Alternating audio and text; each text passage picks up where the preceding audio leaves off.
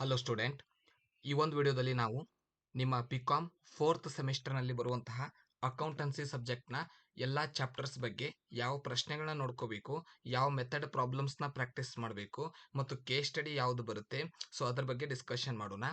So total ನಿಮಗೆ ಈ ಸೆಮಿಸ್ಟರ್ನಲ್ಲಿ ಒಟ್ಟು 5 ಚಾಪ್ಟರ್ಸ್ ಇದೆ. Valuation of share and good will, accounting for ಅಮಲ್ಗಮೇಷನ್, liquidation of company, group accounts, banking company accounts. ಹೇಗೆ third ಸೆಮಿಸ್ಟರ್ನಲ್ಲಿ ಎಲ್ಲ journal entry ಮೇಲೆ depend ಇತ್ತು ಸಿಲೆಬಸ್ಸು, ಈ ಸೆಮಿಸ್ಟರ್ನಲ್ಲಿ ಎಲ್ಲ ಬ್ಯಾಲೆನ್ಸ್ ಶೀಟ್ ಮೇಲೆ ಡಿಪೆಂಡ್ ಇದೆ. ಸೊ ಎಲ್ಲ ಚಾಪ್ಟರ್ಸ್ನಲ್ಲಿ ಆಲ್ಮೋಸ್ಟ್ ಬ್ಯಾಲೆನ್ಸ್ ಶೀಟ್ ಕೆಲವು ಪ್ರಿಪ್ರೇಷನ್ ಮಾಡೋದು ಹೆಚ್ಚು ಬರುತ್ತೆ.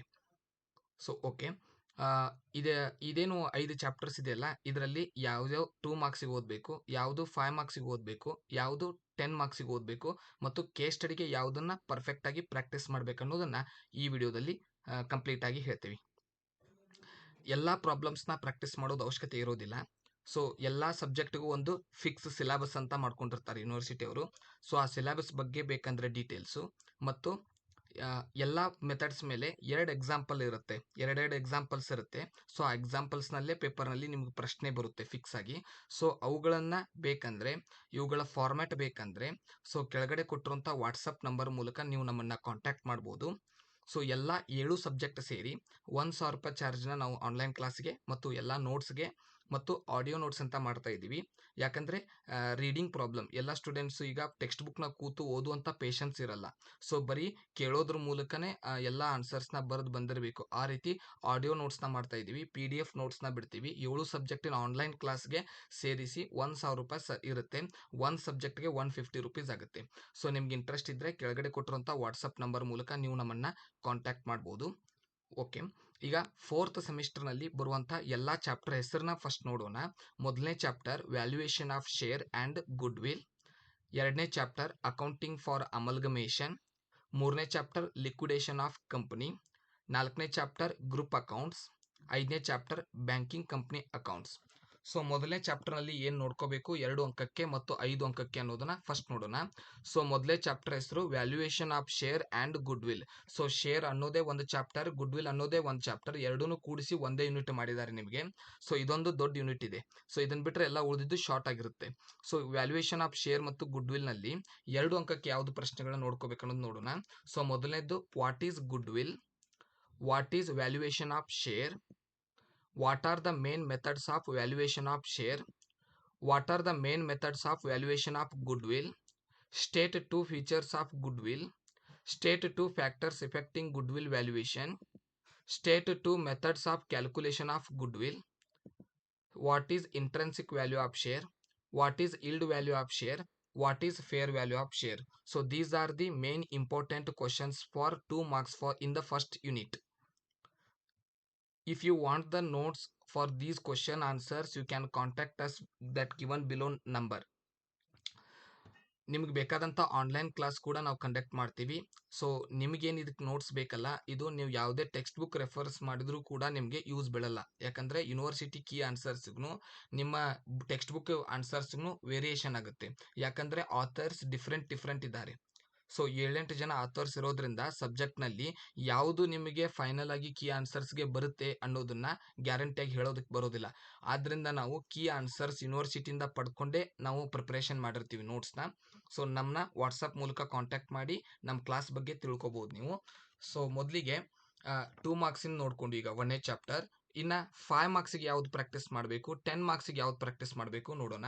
ಸೊ ಫಸ್ಟಿಗೆ 5 ಮಾರ್ಕ್ಸಿಗೆ calculation of goodwill on average profit method, calculation of goodwill on super profit method, valuation of share intrinsic value, valuation of share yield value, valuation of share fair value. So total 5 method ಇದೆ. So ಈ 5 ಮೆಥಡ್ನಲ್ಲಿ ಏನಿದೆ, average profit method, intrinsic value, yield value, ಇವು ಮೂರು ಏನಿದೆ 5 ಮಾರ್ಕ್ಸಿನ problems. Super profit method ಏನಿದೆ, fair value ಏನಿದೆ, ಇವೆರಡು 10 ಮಾರ್ಕ್ಸಿಗೆ ಸಂಬಂಧಪಟ್ಟಂತ ಪ್ರಾಬ್ಲಮ್ಸ್. ಸೊ ಇವುಗಳಿಗೆ ಎರಡೆರಡು ಎಕ್ಸಾಂಪಲ್ ನಮ್ಮ ಹತ್ರ ಇದೆ. ಸೊ ಈ 2 ಎಕ್ಸಾಂಪಲ್ನಲ್ಲೇ ನಿಮ್ಮ ಪೇಪರ್ನಲ್ಲಿ ಆನ್ಸರ್ ಬರುತ್ತೆ. ಇನ್ನು 2ನೇ ಯೂನಿಟ್ ನೋಡೋಣ. ಸೊ 2ನೇ unit accounting for ಅಮಲ್ಗಮೇಷನ್.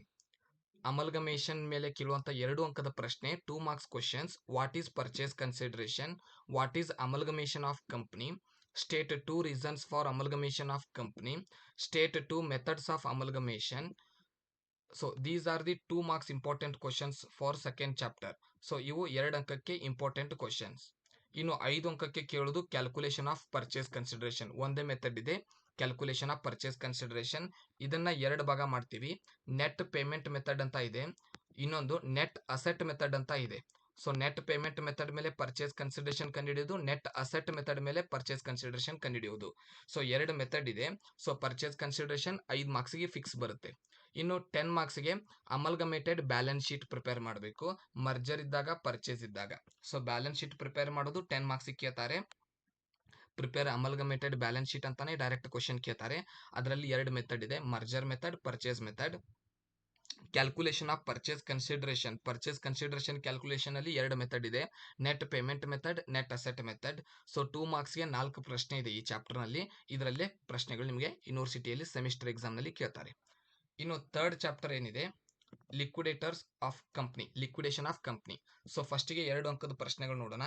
What is liquidation of company, who is preferential creditors, who is unsecured creditors, state types of liquidation. So these are the questions for 2 marks. Then for case study, liquidators final statement. So ಈ ವರ್ಷದ case study liquidators final statement ಮೇಲೆ ಕೇಳ್ತಾರೆ.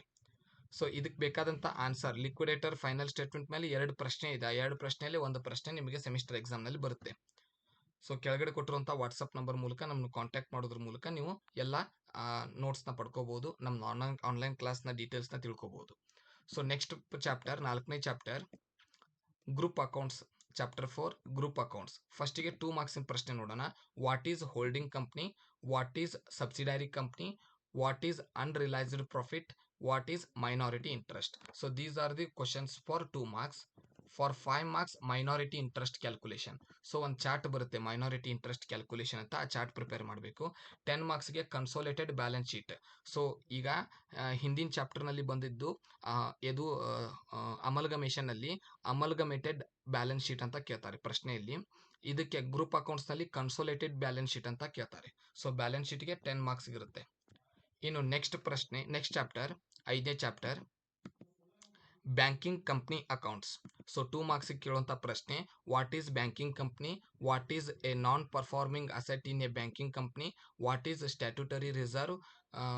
These questions for 2 marks. ಇದರಲ್ಲೇನೆ 2 marks ಪ್ರಶ್ನೆ ಬರುತ್ತೆ, 3 ಪ್ರಶ್ನೆ ಇರೋದು. ಇನ್ನು 5 ಮಾರ್ಕ್ಸ್ಗೆ preparation of profit and loss account, ಇದು 5 ಮಾರ್ಕ್ಸ್ಗೆ ಬರುತ್ತೆ. ಬ್ಯಾಂಕಿಂಗ್ ಕಂಪ್ನಿದು ಬ್ಯಾಲೆನ್ಸ್ ಶೀಟ್ ಪ್ರಿಪೇರ್ ಮಾಡೋದು 10 ಮಾರ್ಕ್ಸ್ಗೆ ಬರುತ್ತೆ. ಸೊ ಟೋಟಲ್ ಇರೋದೇನಂದ್ರೆ, ಒಂದು ಲಿಕ್ವಿಡೇಟರ್ ಫೈನಲ್ ಸ್ಟೇಟ್ಮೆಂಟ್ ಅಂತ ಇದೆ. ಸೊ ಒಂದು ಸ್ಟೇಟ್ಮೆಂಟ್ ಪ್ರಾಕ್ಟೀಸ್ ಮಾಡಬೇಕು 10 ಮಾರ್ಕ್ಸ್ಗೆ. 3 ಬ್ಯಾಲೆನ್ಸ್ ಶೀಟ್ ಪ್ರಾಕ್ಟೀಸ್ ಮಾಡ್ಕೋಬೇಕು.